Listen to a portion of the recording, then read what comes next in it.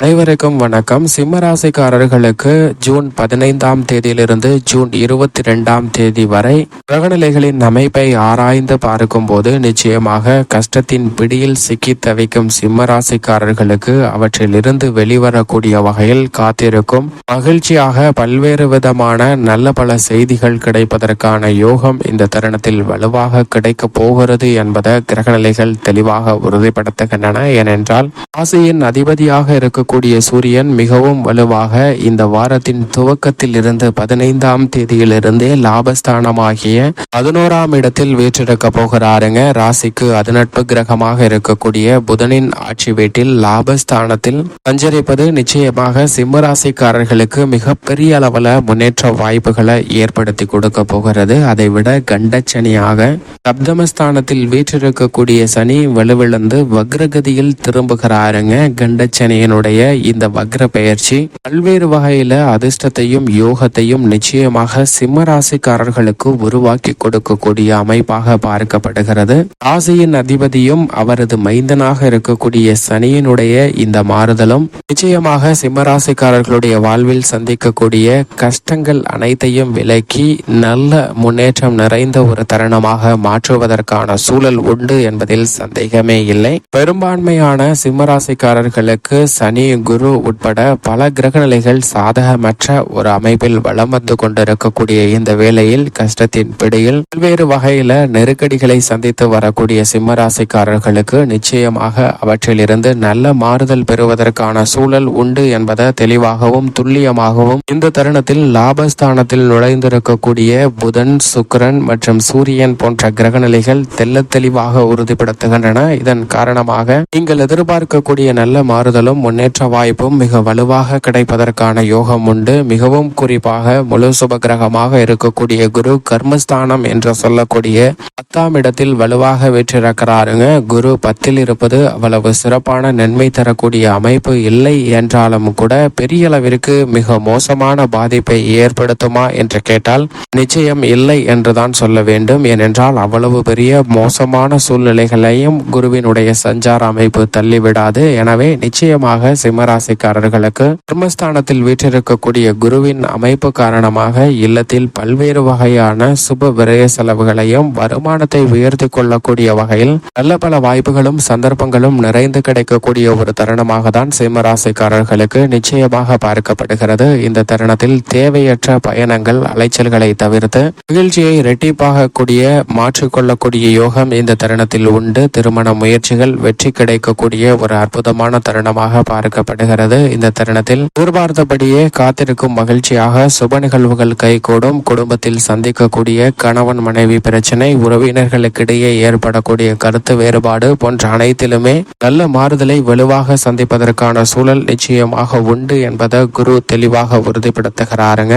அஷ்டமத்தில் சஞ்சரிக்கக்கூடிய ராகு, தனஸ்தானத்தில் சஞ்சரிக்கக்கூடிய கேது, இந்த இரண்டு கிரகநிலைகளின் அமைப்பு நிச்சயமாக சாதகமற்ற ஒரு அமைப்பாக தான் பார்க்கப்படுகிறது. ஆனால் இரு கிரகநிலைகளுமே தங்களது சஞ்சார தூரத்தில் பாதிக்கு மேல் கடந்துவிட்ட இந்த வேளையில் இரு கிரகநிலைகளுடைய வீரியத்தன்மை குறைந்திருப்பதால் பல்வேறு வகையான கஷ்டங்கள், நெருக்கடிகளுக்கு ஆளான சிம்மராசிக்காரர்களுக்கு அவற்றில் இருந்து நல்ல மாறுதல் ராகு மற்றும் கேதுவின் அமைப்பு காரணமாக வாழ்வில், அன்றாட வாழ்வில் பார்ப்பதற்கான யோகம் நிச்சயமாக உண்டு என்பதில் சந்தேகமே இல்லை. இருந்தாலும் முழுமையாக அஷ்டமஸ்தானத்தை விட்டு ராகு விலகவில்லை. எனவே சற்று கவனம் நிச்சயமாக தேவை. இந்த வேளையில சனி கண்டச்சனியாக சப்தமஸ்தானத்தில் ஆட்சி பலம் பெற்று சஞ்சரித்து வந்த சனி 19ஆம் தேதி முதல் வக்ரகதியில் திரும்புகிறாருங்க. சனி வக்ரம் பெறுவது நிச்சயமாக நல்ல மாறுதலை சிம்மராசிக்காரர்களுடைய வாழ்வில் ஏற்படுத்தி கொடுக்கக்கூடிய ஒரு அற்புதமான தருணமாக பார்க்கப்படுகிறது.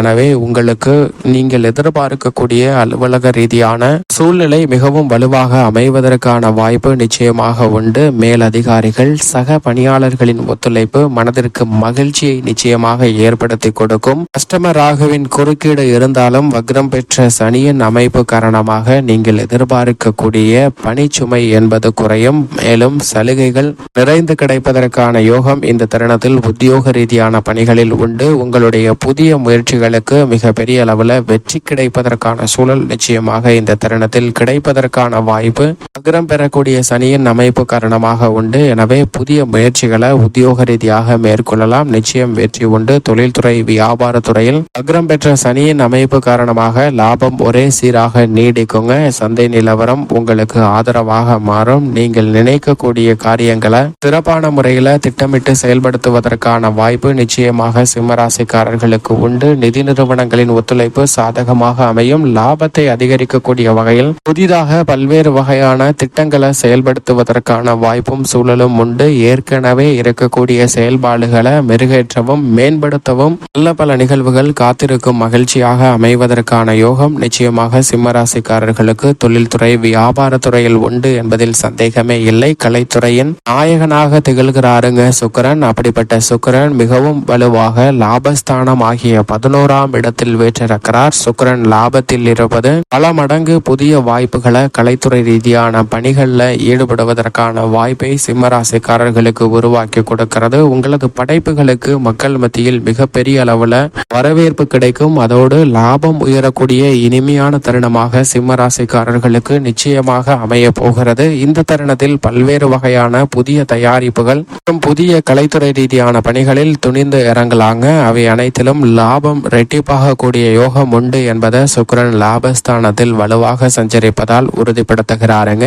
அரசாங்க சலுகைகளும் உண்டு. மிகவும் வலிமை வாய்ந்த முதலும் முடிவுமாக இருக்கக்கூடிய சூரியனும் ராசியின் அதிபதியாக இருக்கக்கூடிய சூரியனும் லாபஸ்தானத்தில் இந்த வாரத்தின் துவக்கத்திலிருந்தே சஞ்சரிக்க போகிறார். எனவே திட்டமிட்டதை விட காரிய வெற்றிகள் அனைத்து விதமான பணிகளிலும் உண்டு. அலைச்சல் குறையும், ஆரோக்கிய தொல்லைகள் குறையும், கடன் வாங்க வேண்டிய சூழல் இல்லை. அனைத்தையும் திட்டமிட்டு சிறப்பாக செய்து முடித்து வருமானத்தை உயர்த்தி கொள்ளக்கூடிய யோகமும் நிச்சயமாக வலுவாக கிடைக்கக்கூடிய ஒரு தருணமாக தான் பார்க்கப்படுகிறது. அரசியல் சார்ந்த பணிகளில் சுக்கிரன் ராசியின் அதிபதியான சூரியன் போன்ற கிரகநிலைகள் வலுவாக லாபஸ்தானத்தில் வீற்றிருப்பதால் சனி மற்றும் ராகு கேதுவால் ஏற்படக்கூடிய பாதிப்புகள் முற்றிலும் விலகுகிறது. எனவே எதிர்கால அரசியல் பயணத்திற்காக மிக பெரிய அளவுல முன்னேற்றத்தை சந்திப்பதற்கான சூழல் நிச்சயமாக உண்டு. மிக பெரிய அளவுல திருப்பு முனைகளை சந்திக்கக்கூடிய வகையில் அதிரடியான பல மாற்றங்களை சந்திப்பதற்கான சூழல் நிச்சயமாக இந்த தருணத்தில் கிடைக்க போகிறது. மாணவ மாணவியரின் கல்வி சார்ந்த விஷயங்களில் மிகப்பெரிய அளவுல முன்னேற்ற வாய்ப்பு நிச்சயமாக உண்டு. ஏனென்றால் லாபத்தில் ராசிக்கு அதிநட்பு கிரகமாக இருக்கக்கூடிய வித்யாகாரகரான புதன் ஆட்சி பலம் பெற்றிருக்கிறார். எனவே இந்த தருணத்துல கல்வியில் மிக சிறந்த வளர்ச்சி கிடைக்கும். நேர்முக தேர்வு எழுத்து தேர்வை எதிர்கொள்ளக்கூடியவர்களுக்கு மிக பிரம்மாண்டமான வெற்றி வாய்ப்பு உண்டு. விவசாயத்துறையின் அதிபதியான செவ்வாய் 9இல் ஆட்சி பலம் பெற்றிருக்கிறாருங்க. எனவே விவசாயம் சார்ந்த பணிகளில் நல்ல வளர்ச்சி கிடைக்கும். கடன் சார்ந்த தொல்லைகள் விலகுவதற்கான சந்தர்ப்பம் அமையும். விளைச்சலும் வருமானமும் இரட்டிப்பாகும். கால்நடை வளர்ப்பிலும் சிறந்த முன்னேற்றம் நிச்சயமாக கிடைக்கும். பெண்மணிகளின் நலனுக்கு பொறுப்பேற்ற குரு 10இலும் சுக்கிரன் லாபத்திலும் இருப்பதால் பெண்மணிகளுக்கு பல மடங்கு லாபம் நிறைந்து கிடைக்கக்கூடிய யோகம் இந்த தருணத்தில் உண்டு. பெண்மணிகள் தொழில் துறையிலும் குடும்பத்திலும் தங்களுக்கான இடத்தை சிறப்பாக கையாளக்கூடிய யோகம் உண்டு. எப்பேற்பட்ட பிரச்சனை ஏற்பட்டாலும் அவற்றை சிறப்பாக கையாண்டு மனதிற்கு மகிழ்ச்சி ஏற்படுத்தி கொடுக்கக்கூடிய சூழலை நிச்சயமாக சிம்மராசிக்கார பெண்மணிகளால் உருவாக்கக்கூடிய அதிர்ஷ்டமும் யோகமும் நிறைந்த தருணமாக பார்க்கப்படுகிறது. மேலும் சாதகமாக மாற்றிக்கொள்ள நிச்சயமாக சிம்மராசிக்காரர்கள் வாரத்தில் செவ்வாய் அல்லது வெள்ளிக்கிழமை விரதம் இருந்து அருகாமையில் உள்ள முருகப்பெருமாள் ஆலயம் சென்று தீபம் ஏற்றி வழிபாடு செய்யுங்கள். கஷ்டத்தின் பிடியில் சிக்கி தவிக்கும் சிம்மராசிக்காரர்களுக்கு அவற்றிலிருந்து வெளிவருவதோடு காத்திருக்கும் மகிழ்ச்சியாக நல்ல பல செய்திகள் இனிமையாக நிச்சயமாக கிடைக்கும்.